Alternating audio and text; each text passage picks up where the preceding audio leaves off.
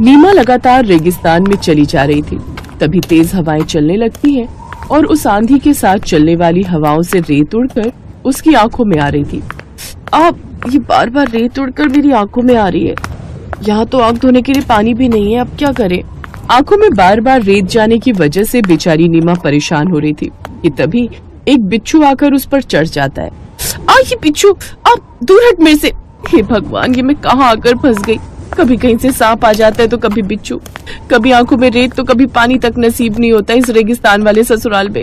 हाय रे मेरी फूटी किस्मत, ये कहाँ आकर फंस गई मैं। आखिर कैसे नीमा इस रेगिस्तान तक पहुंची, ये जानने के लिए हमें इस कहानी की शुरुआत में जाना होगा। नीमा मुंबई के जुहू बीच के पास झोपड़ी बनाकर उसमें रहती थी। उसके परिवार में उसके अलावा उसकी माँ थी। उसकी माँ और नीमा कुछ सजावट की चीजें बनाकर जुहू बीच पर बेचती थी। आइए आइए और ये सजावट की चीजें ले जाइए। बहन जी, ये वाला कितने का है? जी 150 रुपए है। इसी तरह कुछ और ग्राहक भी उनके पास आते हैं। शाम को वो दोनों माँ बेटी अपनी झोपड़ी में लौट आती हैं। समंदर किनारे घर होने की वजह से रात को काफी ठंड हो जाती है। ओहो माँ, आज तो कितनी ठंड लग रही है। पास में ही जुहू बीच है ना बेटी, इसलिए ठंडी हवा आ रही है। रुक, मैं अभी चूल्हा जला देती हूँ, उससे थोड़ी गर्माहट हो जाएगी। इसी तरह कभी ठंडी हवाएं तो कभी समुद्र का पानी उनके घर में घुस आता, जिससे उन्हें काफी परेशानी हो जाती। ओफो माँ, मैं तो इससे परेशान हो चुकी हूँ। काश कि मेरी शादी ऐसी जगह हो जहाँ ये सब पानी भरने की दिक्कत ही ना हो। नीमा जवान हो गई थी, इसलिए मंदिर का एक पंडित नीमा के लिए एक रिश्ता लेकर आता है। नीमा दिखने में सुंदर थी, इसलिए लड़के वालों को वो देखते ही पसंद आ गई। शादी के बाद नीमा अपने रेगिस्तान वाले ससुराल में पहुंच जाती है।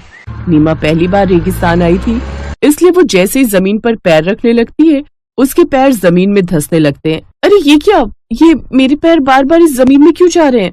क्योंकि बहू, अगर ऐसी हील वाली चप्पल पहनकर तू रेगिस्तान में चलेगी तो पैर अंदर ही जाएंगे, इसलिए हम लोग यहाँ पर ये जूतियाँ पहनकर घूमते हैं।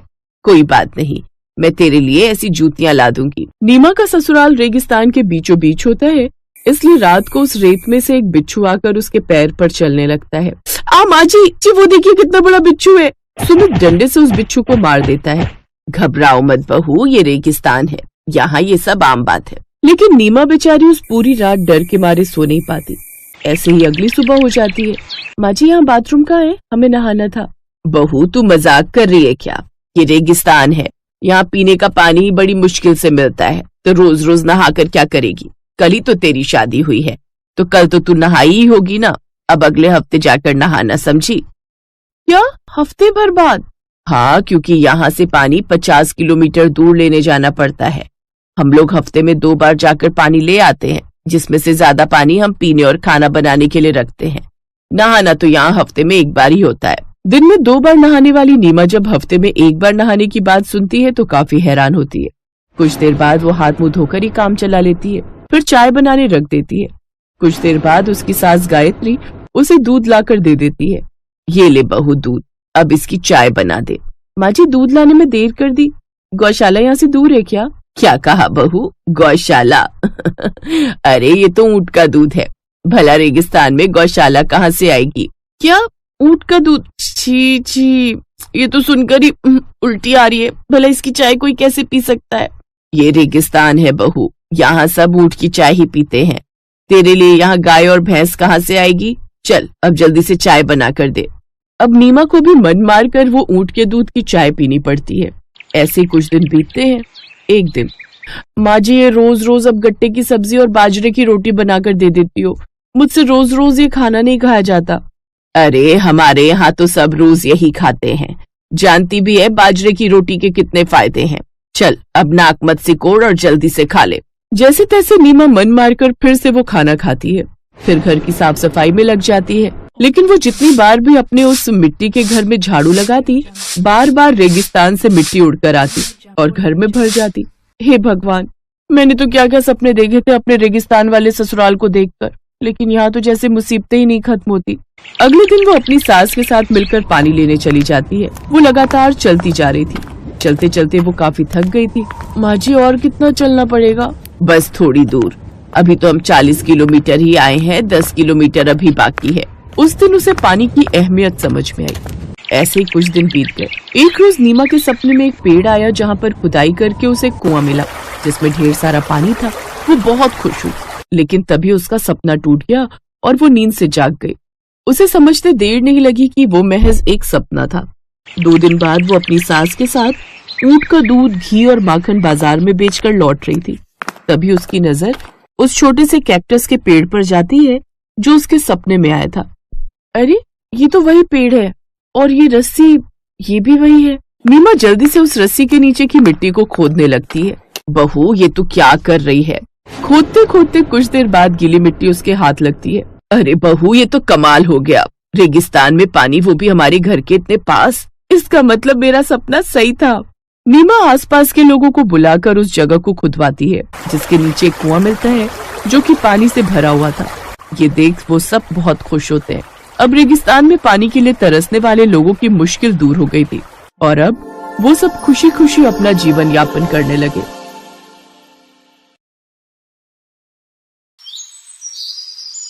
सेठ मोहनलाल शहर के एक बड़े व्यापारी थे। सेठ मोहनलाल ने बड़े बेटे अनिल की तो पहले ही शादी कर दी थी। अब वो अपने छोटे बेटे सूरज के लिए लड़की ढूंढ रहे थे, पर सूरज काफी दिनों से शादी के लिए टाल रहा था। कारण था कि सूरज सीमा नाम की लड़की से बहुत प्यार करता था। सीमा एक गरीब परिवार की लड़की थी, इसी वजह से सूरज को डर था कि कहीं वो सीमा के बारे में घर में कहे और शादी के लिए मना न हो जाए। पर एक दिन सूरज के पिता ने उसे सीमा के साथ बाजार में देख लिया और इस बारे में सूरज से बात की। देखो सूरज बेटा, मैंने तुम्हें किसी लड़की के साथ देख लिया था। हम तुमसे बहुत दिनों से कह रहे हैं कि हमें बताओ कि तुम्हारी नजर में कोई लड़की है या फिर हम खुद तुम्हारे लिए कोई रिश्ता ढूंढें। अब जब बात सामने आ ही गई है तो तुम हमें बता दो कि वो लड़की कौन है जिसके साथ तुम रेस्टोरेंट में बैठे थे। पापा, उसका नाम सीमा है। मैं और सीमा एक दूसरे से बहुत प्यार करते हैं पापा। पर मैं इसलिए आपको उसके बारे में नहीं बता रहा था क्योंकि सीमा की फैमिली हमारे जैसी रिच नहीं है। वो बहुत ही गरीब लोग हैं पापा, पर नेचर के बहुत अच्छे हैं। सीमा का नेचर भी बहुत ही अच्छा है। मैं सीमा से शादी करना चाहता हूँ पापा। क्या हुआ जो गरीब है? बेटा, तुम तो जानते हो मैंने भी अपनी मेहनत से ही ये मुकाम हासिल किया है। मुझे शादी से कोई एतराज नहीं है, बस लड़की अच्छी है, हमें और कुछ नहीं चाहिए। तुम हमें सीमा और उसके माता पिता से जल्दी ही मिलवा दो ताकि हम तुम्हारी शादी कर सकें। थैंक यू पापा, थैंक यू सो मच। सूरज की शादी के लिए सब खुश थे, पर उसका बड़ा भाई और भाभी इस शादी के खिलाफ थे। माँ बाबूजी का तो दिमाग खराब हो गया है। सब मेहमानों और रिश्तेदारों के बीच हमारी बेइज्जती हो जाएगी। अरे कुछ सोच समझकर तो रिश्ता तय करते। गरीब घर में रिश्ता तय करके वो अपना तो नाम खराब ही कर रहे हैं, हमारा भी नाम खराब करेंगे। मैं तो तुम्हें कह रही हूँ, जितनी जल्दी हो सके तुम यहाँ से अलग हो जाओ, वरना हम भी इनके साथ साथ सड़क पर आ जाएंगे। मैं कुछ समझा नहीं नीलम।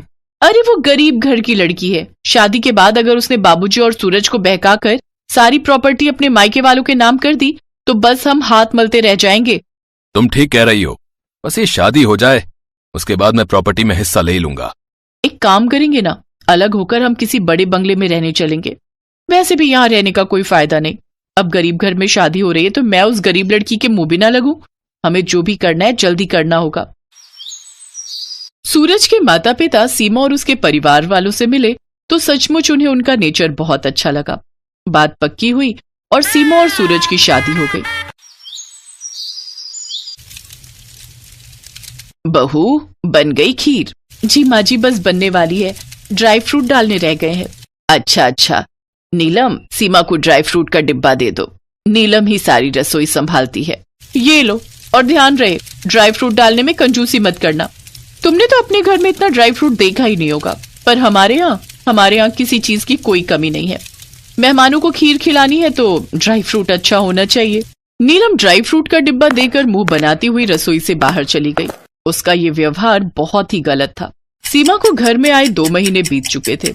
अनिल और नीलम रोजाना ही अलग घर में जाने की बात कह रहे थे, पर एक दिन सेठ मोहनलाल पर मुसीबतों का पहाड़ टूट पड़ा। अचानक एक दिन उनकी फैक्ट्री में आग लग गई और सब कुछ खत्म हो गया। कर्जा उतारने के लिए सेठ मोहनलाल ने सब कुछ बेच दिया, पर अनिल और नीलम बहुत चालाक निकले। किसी को कानो कान खबर नहीं थी कि अनिल पहले ही कमाई के कुछ पैसों से एक बंगला खरीद कर रख चुका था। अनिल और नीलम दोनों ने अपने परिवार के बारे में नहीं सोचा और अलग बंगले में रहने चले गए। मैंने कभी भी नहीं सोचा था कि अनिल ऐसा निकलेगा। आज मुसीबत की घड़ी में वो और नीलम हमें अकेला छोड़कर चले गए। कहाँ जाएंगे हम? कुछ ही देर में हमें घर छोड़ना होगा शारदा। भगवान पर विश्वास रखो। हमारी सबसे बड़ी दौलत हमारा बेटा सूरज और बहू सीमा है। दोनों बच्चे हमारे साथ हैं, हमें और क्या ही चाहिए।